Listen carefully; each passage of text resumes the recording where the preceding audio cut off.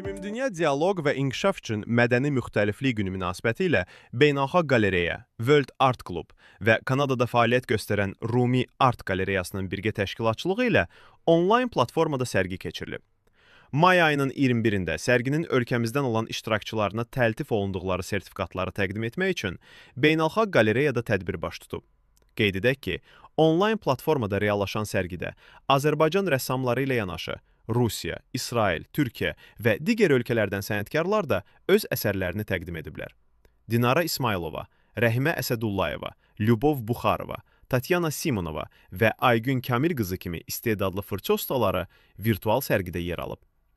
Tədbiri giriş sözü ilə açan Beynəlxalq Qalereyanın direktoru Elnura İskəndərova qonaqları salamlayaraq beynəlxalq platformalarda onlayn sərgilərin əhəmiyyətindən danışıb. O, bu cür layihələrin mədəniyyətlərarası dialoqu gücləndirdiyini xüsusi vurğulayıb.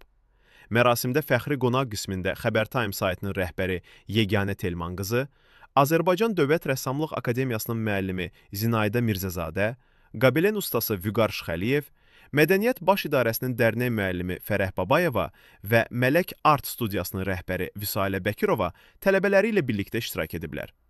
Sərgi iştirakçılarına sertifikatların təqdim edilməsi və xatirə fotolarının çəkilməsi ilə yekunlaşan tədbir bir daha sübut edib ki, incəsənət mədəniyyətlər arasında körpü rolunu oynayır və müxtəliflik içində birliyi təcəssüm etdirir.